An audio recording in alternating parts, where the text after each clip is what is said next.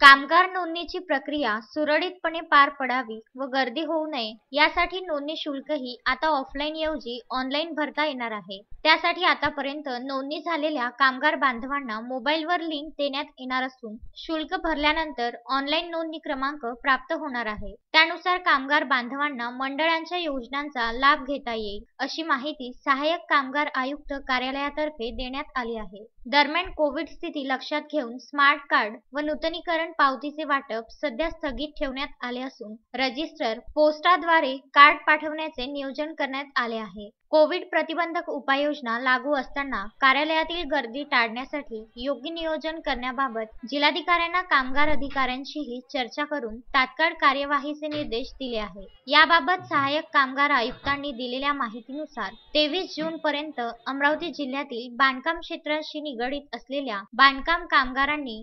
www.mahabocw.in या संकेतस्थळावर जाऊन त्यांचे नोंदणी किंवा नूतनीकरणाचे अर्ज विहित पद्धतीने मंजूर झाले आहेत. अशा सर्व बांधकाम कामगारांना मंडळाकडून मुख्य कार्यालय स्तरावरून मोबाईलवर लिंक पाठविण्यात आली आहे.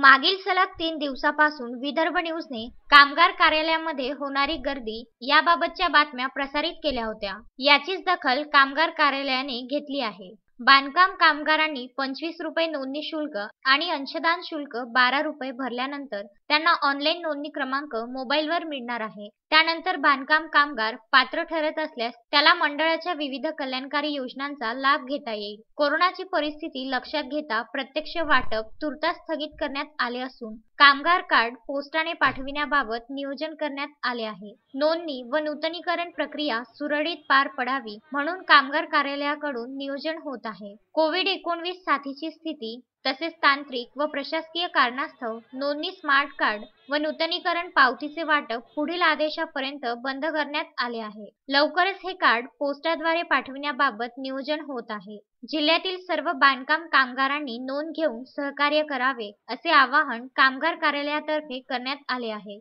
Vidarbha news bureau, Amravati.